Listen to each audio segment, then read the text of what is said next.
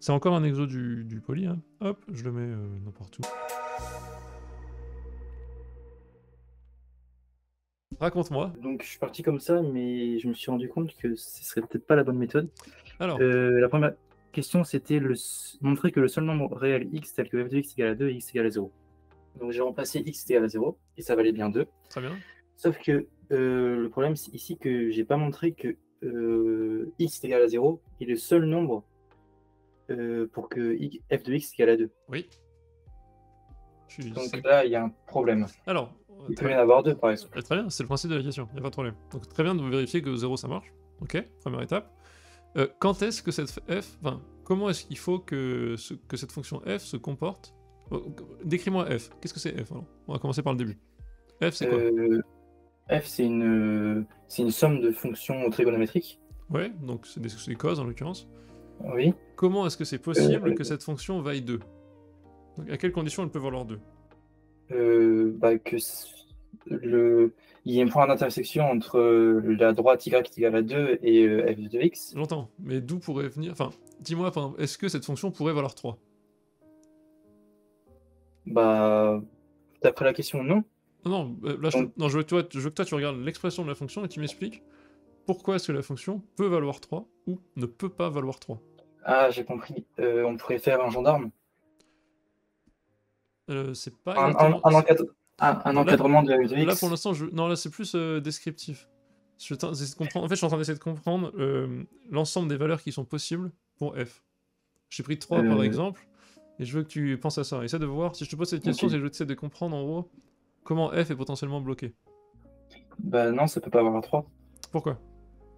Parce que un cosinus, c'est le maximum de la fonction cosinus, c'est 1. Yes.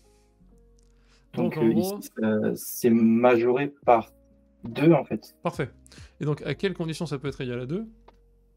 Sachant... quand x vaut 0... Non, ça c'est la réponse, mais je veux dire, les valeurs prises par les deux bouts de la fonction f. C'est quoi le... 0 modulo de pi, non? Enfin, non, par exemple, le cos, il se balade entre quoi et quoi? Entre moins 1 et 1. Et le deuxième cos? Entre moins 1 et 1 aussi. Donc de quelle combinaison fait que ça peut valoir 2 le total? La seule possibilité, c'est que quand le cos ici vaut 0, et ici vaut 0. Non, là, t'as fait une étape trop rapide. Je te demande, il y en a un qui se balade entre... Quand tu m'as dit le cos vaut 0 en plus, fais attention, faut pas confondre cos... Non, quand x vaut 0. Là, t'as sauté une étape, t'as été trop vite. Donc je veux revenir. On a dit, t'as le cos qui se balade entre moins 1 et 1, t'as le deuxième cos qui se balade entre moins 1 et 1. Je fais des étapes très faciles, il n'y a pas de piège. Donc, sachant que 1 peut valoir moins 1, 1, il se balade comme ça. L'autre, moins 1, 1. À quelles conditions est-ce que la somme des deux peut faire 2? Quand l'un est égal à l'autre? Non, parce que les deux pourraient être égal à 1,5. Non. C'est pas une question piège, donc peut-être que là je t'ai mis en stress avec ma question. C'est une question. Non, mais j'essaie de... Le cos, en gros, il se balade entre moins 1 et 1. Imagine que un des deux cos vaut 1,5. Est-ce que c'est possible que j'atteigne 2 dans ce cas, pour f? Non, il faut que les deux cosinus aient atteint le maximum. Parfait. Donc écris ça. C'est ça ton début de raisonnement. Ok. Ça, je baisse ou pas? Oui, c'est une petite vérification, c'est bien, c'est juste. Donc le maximum de la fonction de cosinus est atteint quand x vaut 0. Pour l'instant, tu penses beaucoup à x. Oui. Pour moi, c'est trop vite. Il y a une étape avant qui est vraiment de dire, ok, f pourra valoir 2 uniquement si cos, enfin, vu que comme le cos est toujours compris entre moins 1 et 1, la seule manière d'avoir 2 pour une somme de 2 cos, c'est que magiquement, chaque cos vaille 1, chaque cos atteigne son maximum. Donc il faut absolument que cos x égale 1 d'un côté, et cos alpha x égale 1.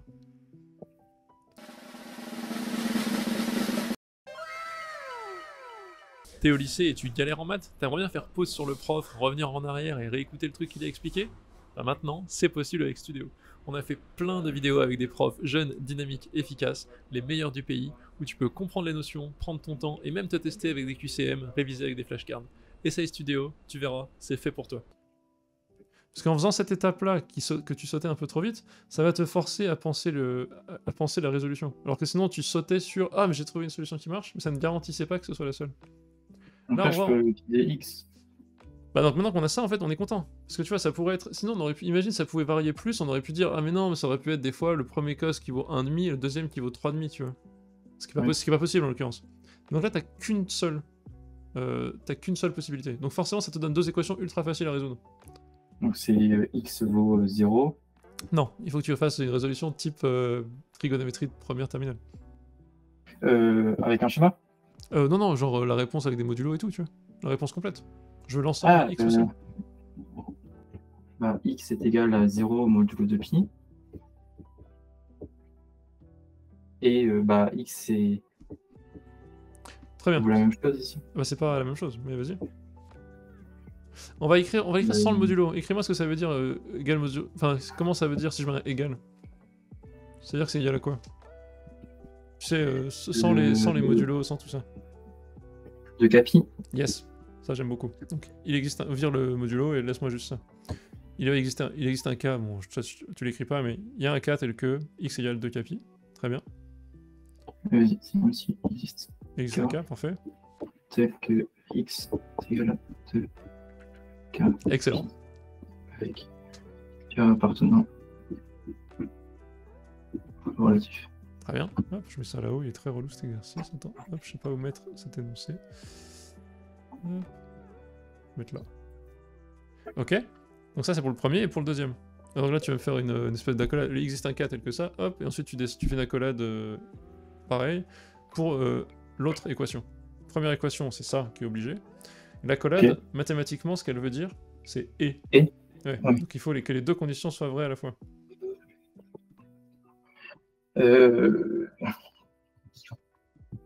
Ça va revenir au même. Bah il faut que tu écris... Enfin, vas-y, écris le truc. K'. Comment? Non. C'est le K' ici, je mets, il existe K'. Excellent, tu n'es pas tombé dans le piège de mettre le même cas. Ça n'a aucun sens d'avoir le même cas en soi. Ça serait une erreur, donc j'en parle même si tu l'as pas fait parce que je voulais en parler. Là, mettre le même cas serait une erreur type que vous pouvez tous faire, hein, mais ça serait de dire, bah oui, mais c'est pareil, là, il existe un cas parce que vous vous dites, bah c'est bon, c'est juste l'écriture du cas. Non, non. Ce qu'on veut dire, c'est le truc dans le cause est un multiple de 2π. Il n'y a aucune raison pour que les deux causes indépendants soient le même multiple de 2π. C'est pour ça qu'il faut introduire un cas et un K'. Et pas sinon, enfin sinon on perd la généralité. Et voilà.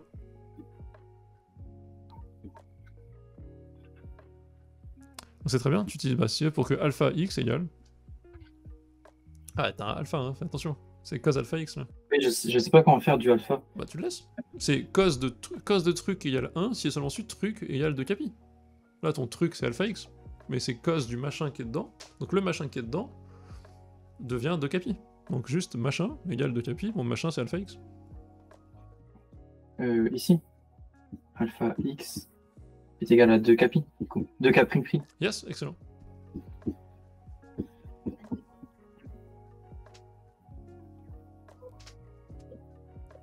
Parfait.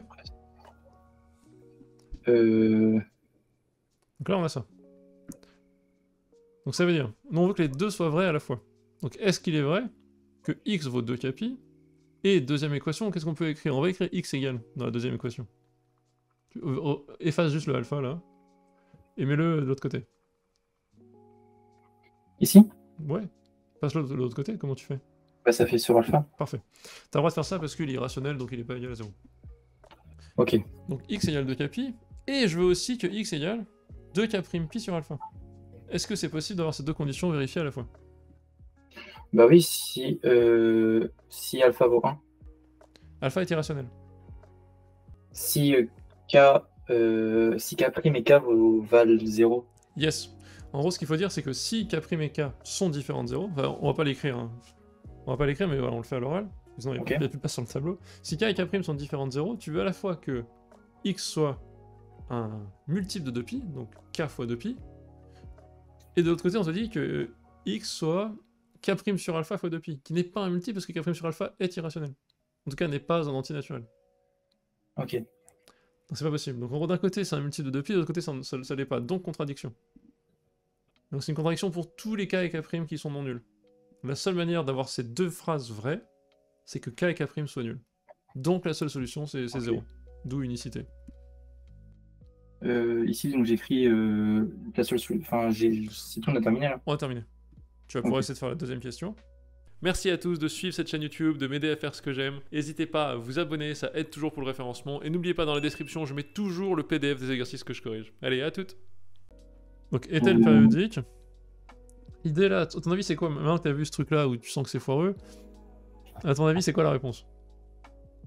Non. Oui. On va essayer de montrer ça. Alors, je vais parler en toute franchise devant 150 personnes et devant toi. Moi, j'ai préparé l'exo. Au début, qu'est-ce que j'ai fait? Et je vais pas te laisser aller là-dedans parce que ça va être faux. Moi, innocemment, j'ai fait ah bah tiens, je vais écrire f de x plus grand t et voir ce que ça donne. Donc j'ai fait ça, je l'ai écrit hein, comme un bon noob débutant. Et j'étais bloqué, j'ai rien su faire. Parce que j'ai essayé de regarder f de... Si je prends un t quelconque, tu vois, j'ai même pas écrit 2 capis, j'ai dit je prends t une période quelconque, j'ai voulu écrire f de x plus t égale f de x et voir ce que ça donnait. Et ça marchait pas parce que comment tu peux pas vraiment justifier qu'il faut que... Tu vois, comme on a justifié dans la question d'avant que les deux cos devaient être égaux à 1 en même temps, bah c'est pas dit que je puisse dire qu'en fait c'est 2 pi dans les deux cas, enfin... C'est pas facile. Donc en gros, partir sur la définition de ce que c'est f de x plus t ou plus 2 pi comme t'as fait là, moi je l'ai fait en mode bon un peu comme ça, j'ai foiré, ça marchait pas. Donc, dans ces cas-là, quand tu essayes un truc un peu basique de définition et que c'est un peu foireux et que ça marche pas, faut pas paniquer. Il faut se poser la question de qu'est-ce que c'est que cet exo. En général, il y a quand même une cohérence dans les exercices. Donc là, il y a une cohérence entre le A et le B. Ah! Donc, excellent.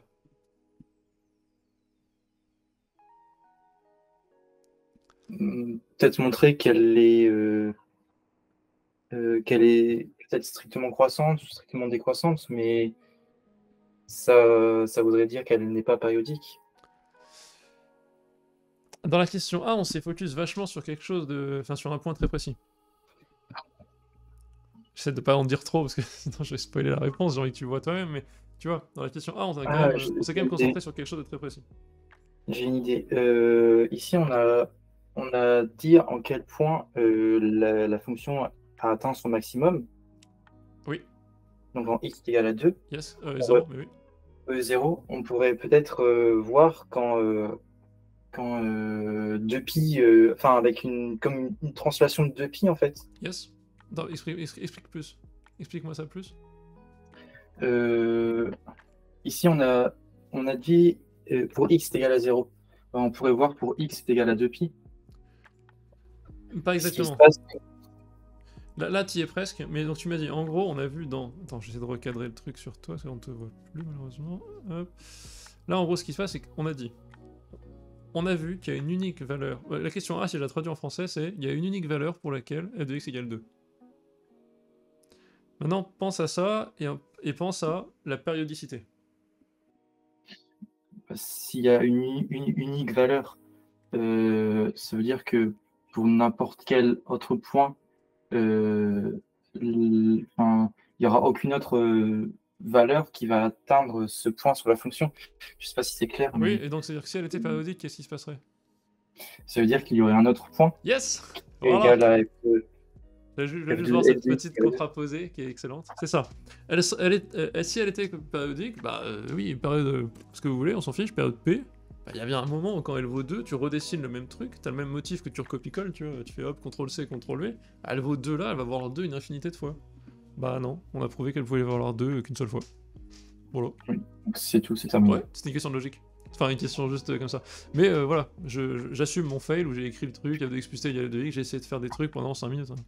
Quand j'ai préparé le truc, j'étais en mode, oh, mais pourquoi? Et puis je fais, ah bon, attends, à coup sûr, c'est lié au A. Ah, bah oui, valeur unique. Hop, c'est bon. Mais ça me rassure que je vais pas tomber tout seul dans le piège, quoi. Alors, t'as vu ma chaîne, hein, j'ai tellement de trucs où je me foire. Enfin, tous les exos de sub, je les ai foirés, c'est simple. Hein. J'ai tous foiré, tous des espèces de méthodes, les trucs, je les refais ici. J'essaie de les rendre le plus faisable et, comment dire, digestible, comment on dit, j'ai oublié, digérable, je sais plus comment on dit, possible parce que j'ai souffert avec chacun. Donc toutes les petites erreurs cons, je les fais encore. Par contre, ce qu'il faut et que j'ai développé, comme pas mal d'anciens élèves de Subsp, c'est ces petits réflexes de stop, quelle est la prochaine étape, quel est le prochain truc à tester. Tant que t'as cette méthode de pas paniquer, dire c'est pas grave, bon, c'est un exercice, je vais regarder. Oh! Unicité, c'est bon, c'est fini. Un très bon conseil dans le chat de peut-être faire un dessin. C'est vrai, t'aurais fait un dessin, ça aurait peut-être pu aider en mode tu fais un truc périodique.